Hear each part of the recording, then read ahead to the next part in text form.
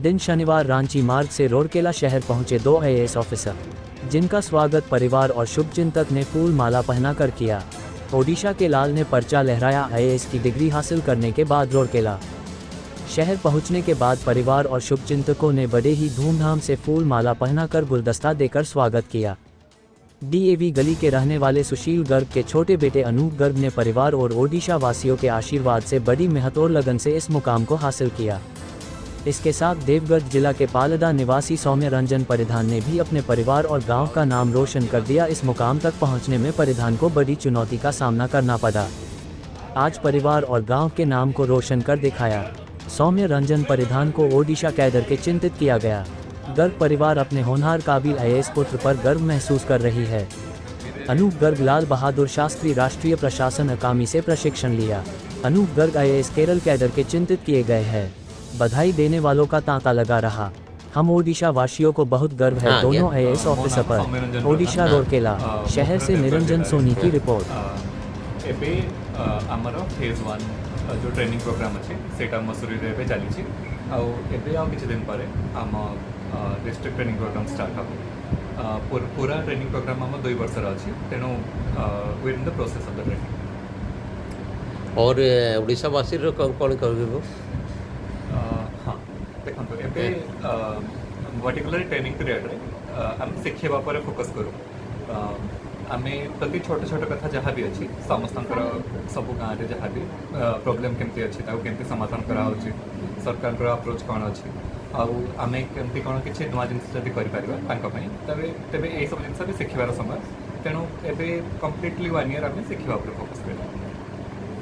सबसे पहले सर जी आपको श्री प्राइम न्यूज़ के 24 की तरफ से बधाई देता हूँ, शुभकामनाएं देता हूँ जो आप उड़ीसा में इस मुकाम तक पहुँचे। इस बारे में आप बताइए कुछ। मेरा नाम अनूप गर्ग है और मैंने UPSC civil services 2021 examination clear किया है and I been allotted Indian Administrative Service. और अभी हमारी जस्ट ट्रेनिंग जो कि फेज़ 1 है वो कंप्लीट हो गई है।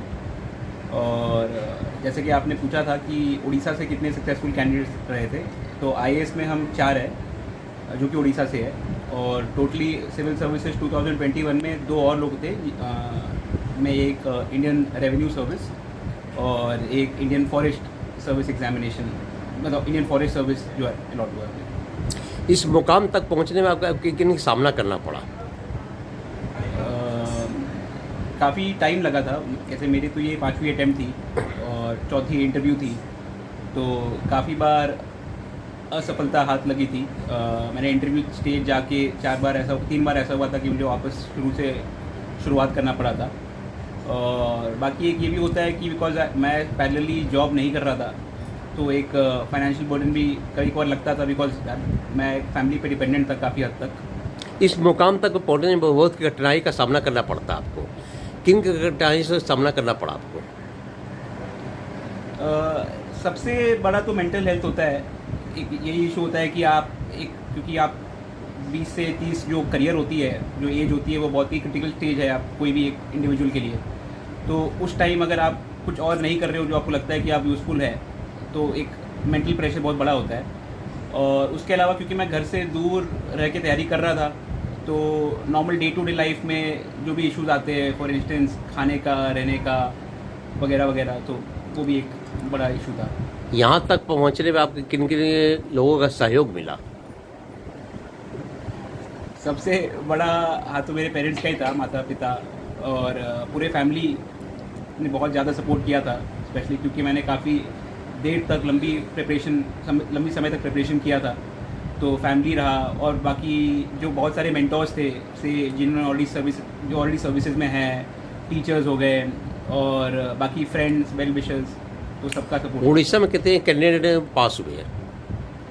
2021 में 6 लोग थे हम, जिन्होंने एज आई सेड जो 4 लोग 2021 एग्जामिनेशन क्लियर किया है and I been allotted Indian Administrative Service. और अभी हमारी जस्ट ट्रेनिंग जो कि फेज़ 1 है वो कंप्लीट हो गई है। और जैसे कि आपने पूछा था कि उड़ीसा से कितने सक्सेसफुल कैंडिडेट्स रहे थे, तो आईएएस में हम 4 हैं जो कि उड़ीसा से है और टोटली सिविल सर्विसेज 2021 में 2 और लोग थे, मैं एक इंडियन रेवेन्यू सर्विस और एक इंडियन फॉरेस्ट सर्विस एग्जामिनेशन, मतलब इंडियन फॉरेस्ट सर्विस जो है अलॉट हुआ है। इस मुकाम तक पहुंचने में आपका किन सामना करना पड़ा? काफ़ी टाइम लगा था, ऐसे मेरी तो ये 5वीं अटैम्प्ट थी और 4थी इंटरव्यू थी, तो काफ़ी बार असफलता हाथ लगी थी।